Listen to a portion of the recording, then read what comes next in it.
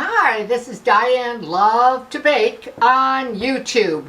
And what we're going to make is actually a pizza dough, but I'll put together a pizza for the video. Now, I did make the dough in my bread machine or a bread maker, whatever you prefer to call it. You can make this pizza dough by hand if you want, but I find I get better consistency and it's so much easier to use a bread maker on the dough cycle. Now I'm going to give you the recipe right off the top. I'm sorry I no longer put it below the video, but hopefully I'll go slowly enough and clearly enough that you can get the recipe, okay? So let's start off with that. You're going to need 1 3/4 cups of water. I like to heat mine in the microwave, my water, to about 110 degrees Fahrenheit. You're going to need 1 1/4 cups, no, I'm sorry, 1 1/4 teaspoons of dry active yeast.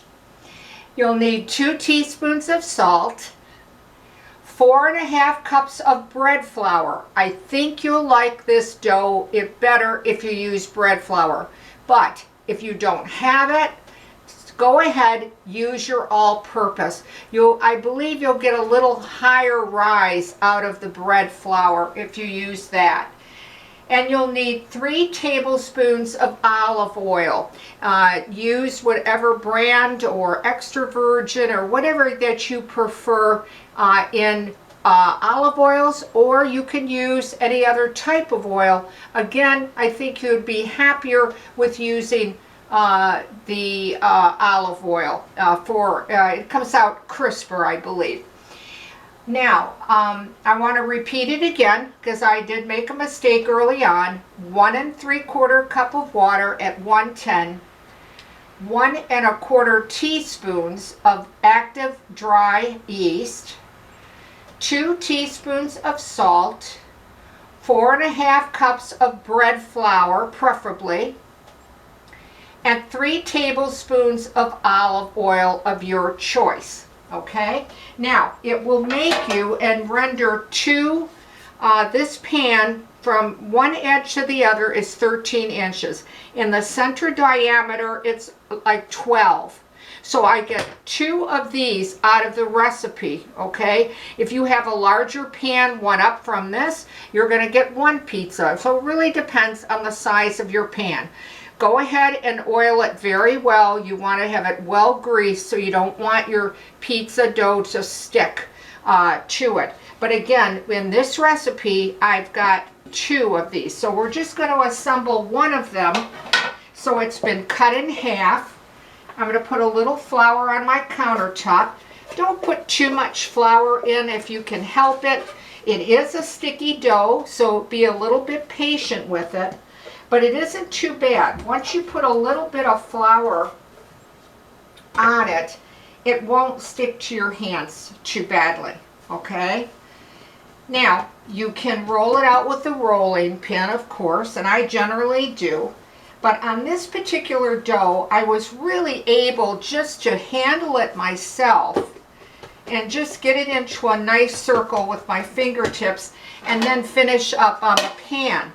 Now I want to tell you, I have many different pizza dough recipes. I have thin crust, crispy, medium, Chicago style. I have many pizzas and pizza doughs that I have from my parents' restaurant and catering for many, many years, my recipes and my dough recipes. So please check out my channel. If you don't like this particular pizza dough, please, I have high gluten flour doughs. I have bread flour, whole wheat white, all purpose. So you name it, I've got it. You know, I have over 800 videos, but I will write below the video how many pizza doughs that I have, so that you know if you want to check out a different recipe, feel free. Now you could see how easily it was to handle. I didn't even need a rolling pin or anything like that. Now, we're going to assemble it real quick. A lot of people always ask, well, how much did you put down? A lot of people don't want to know that, but some people do. This is 8 ounces of spaghetti sauce. Now I also have pizza sauce recipes also on my channel, so please check it out. I have some that are very easy and quick to make, and I have one that you can actually cook in a pot on the stove, and it's absolutely delicious. It just takes the time to cook the sauce, but do check out my channel if you're looking for you know, pizza sauce. Now this is 8 ounces. Some people might not like this. Some people like a little less or whatever. I like to have a lot of sauce on mine. Okay. The next thing I'm just going to put down is Parmesan cheese. It'll give it a little bit of a tang. And I believe I have 6 teaspoons that I'm putting down. I also like to put the amounts because I like consistency in the pizzas, and I also like to know the calorie counts because I do keep track of the calorie count. The next thing is I'm putting down 8 ounces of mozzarella cheese, and it can be a combination or a blend of cheeses, whatever you prefer. I like to buy my mozzarella in a 5-pound block, and then I cut it and grind it myself so it doesn't have you know, that caking agent in it. Again, this might seem like too much cheese that you prefer, then cut it back, go to 6 ounces or go as low as you want. But again, I like it to have a lot of cheese. My mother would always say, if you don't put enough ingredients on it for our customers, they're eating bread. And they didn't pay for bread. They paid to eat pizza. So, in memory of my mother, I put a lot of nice ingredients, and I know what are in these ingredients that are good for my family and kids and grandchildren. Okay, the next thing, we're just going to put down some pepperoni. Of course, you can put whatever you want. You know, the sky's the limit.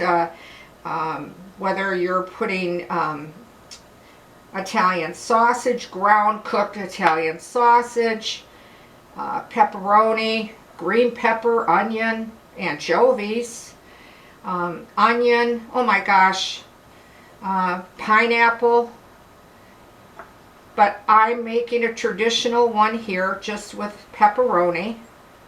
Okay, and I believe there were 23 of those. And then I like to put down some ham, some real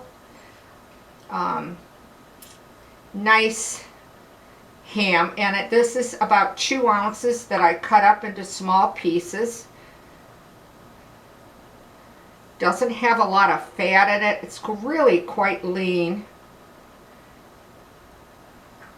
And that's how much. Again, you put as much or as little or whatever ingredients you want to garnish your pizza with. Okay. And the last thing I'm putting on is actually ground sirloin. That's, of course, pre-cooked.